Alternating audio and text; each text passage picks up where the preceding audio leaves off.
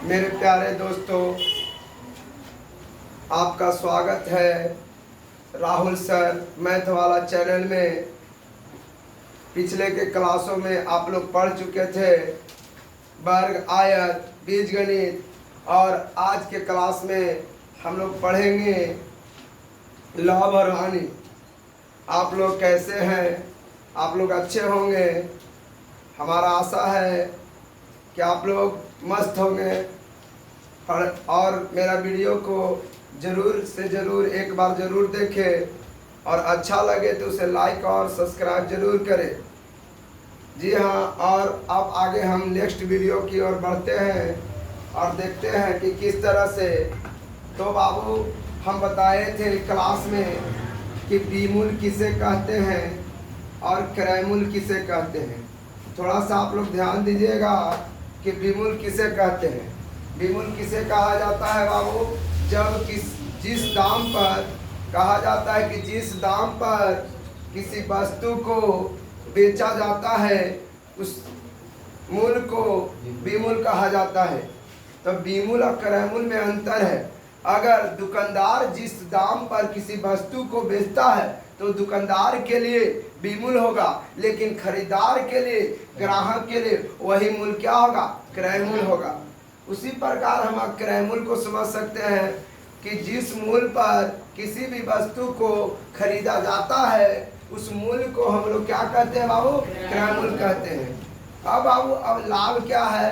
तो कहता है कि जब किसी वस्तु का क्रयमूल है ना, जब किसी वस्तु का बीमूल क्रयमूल से अधिक होता है, जब किसी वस्तु का बीमूल क्रयमूल से अधिक होता है, तब है ना, तब क्या बीमूल और क्रयमूल के अंतर को लाभ कहा जाता है।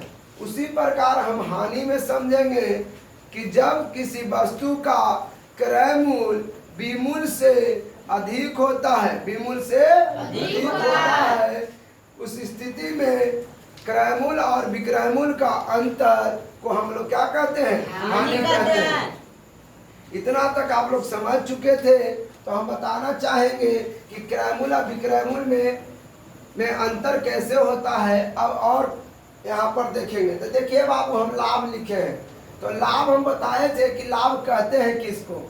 जब किसी वस्तु का बीमूल, जब किसी वस्तु का बीमूल, जब किसी वस्तु का बीमूल क्रयमूल से क्या होता है? अधिक होता है। जब किसी वस्तु का बीमूल क्रयमूल से क्या होता है? क्रयमूल से क्या होता है?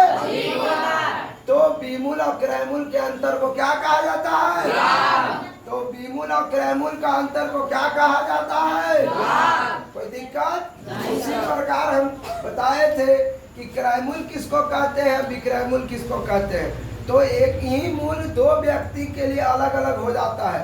अगर दुकानदार किसी वस्तु को बेच रहा है, दुकानदार अगर किसी वस्तु को बेच रहा है, तो जिस दाम पर किसी वस्तु को कोई बेचता है तो उस व्यक्ति के लिए वो बीमूल होगा। लेकिन अगर जिस दाम पर कोई व्यक्ति किसी वस्तु को खरीदता है तो दाम उसके लिए क्या होगा? क्रयमूल होगा।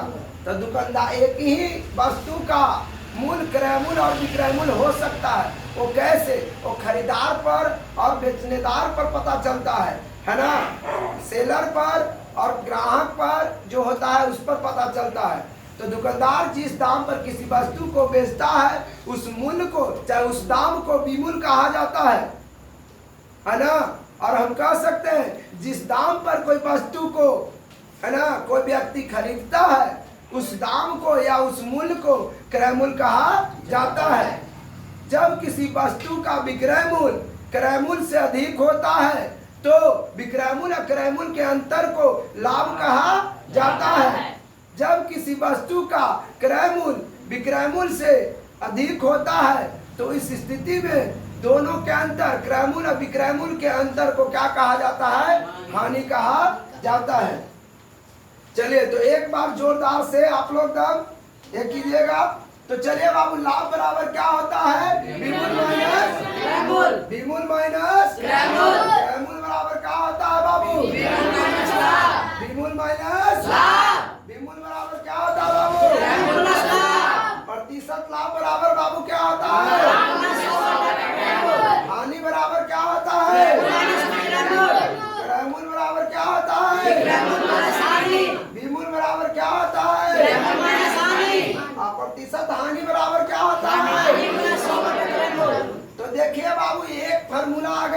याद रहेगा। इससे हम 3 फार्मूला बना सकते हैं। इससे हम 3 फार्मूला बना सकते हैं। कल के क्लास में हम कल के क्लास में हम लोगों ने चर्चा किया था कि लाभ बराबर विक्रयमूल्य माइनस क्रयमूल्य कैसे होता है। तो बताए थे कि जब किसी वस्तु का विक्रय मूल्य क्रय मूल्य से अधिक होता है तो विक्रय मूल्य और क्रय मूल्य के अंतर को क्या कहा जाता है? लाभ। तो हम लाभ बराबर लिख सकते हैं विमूल्य माइनस क्रय मूल्य, विमूल्य माइनस क्रय मूल्य। तो क्रय मूल्य, अब देखिए बाबू यहाँ क्रय मूल्य माइनस में, तो इधर आएगा तो प्लस में हो जाएगा, और इधर प्लस में लाभ है तो इधर जाएगा तो फॉर्मूला एक बन गया कि क्रय मूल्य बराबर विक्रय मूल्य माइनस लाभ। अब इसी प्रकार बीमूल को यही रहने देंगे, क्रयमूल को इधर कर देंगे। तो बीमूल बराबर है ना, बीमूल एक तरफ बराबर के एक तरफ रहेगा और ये दोनों के एक तरफ करेंगे। तो क्रयमूल इधर आ जाएगा तो क्या हो जाएगा? क्रयमूल प्लस में हो जाएगा, लाभ प्लस में है, ये है। तो हम बीमूल बराबर क्रयमूल प्लस लाभ, क्रयमूल प्लस लाभ, बीमूल बराबर क्रयमूल प्लस प्रतिशत लाभ बराबर बाबू लाभ गुने 100 बटे क्रयमूल्य, लाभ गुने 100 बटे क्या हो गया? क्रयमूल्य। अब उसी तरह से जिस प्रकार लाभ में समझे तो उसी प्रकार से हानि में समझेंगे। हानि में क्या समझेंगे बाबू? देखेंगे क्या कि हानि बताते हैं किसको कहा जाता है। आप लोग को बताया भी गया है कि हानि बाबू कहा जाता है कि जब किसी वस्तु का क्रय मूल्य, जब किसी वस्तु का क्रय मूल्य बीमूल्य से अधिक होता है, जब किसी वस्तु का क्रय मूल्य बीमूल्य से अधिक होता है तो क्रय मूल्य और विक्रय मूल्य के अंतर को क्या कहा जाता है? हानि कहा जाता है। तो देखिए, तो क्रय मूल्य और विक्रय मूल्य के अंतर कर दिया, इधर हानि हो गया। तो हानि बराबर क्रय मूल्य माइनस विक्रय मूल्य, हानि बराबर क्रय मूल्य माइनस विक्रय मूल्य। कोई दिक्कत? अब बाबू क्रय मूल्य बराबर, यहाँ देखिए क्रय मूल्य प्लस में तो क्रय मूल्य को इधर रखे, और विक्रय मूल्य माइनस में तो इधर आएगा तो प्लस में, हानि के साथ जुड़ जाएगा तो विक्रय मूल्य प्लस हानि। अब विक्रय मूल्य को यहाँ माइनस में तो इधर ले आइए तो ये हो जाएगा प्लस में, और हानि को उधर ले जाइएगा तो क्रय मूल्य माइनस हानि। तो विक्रय मूल्य बराबर क्रय मूल्य माइनस हानि, और प्रतिशत हानि बराबर हानि गुने 100 बटे क्रय मूल्य।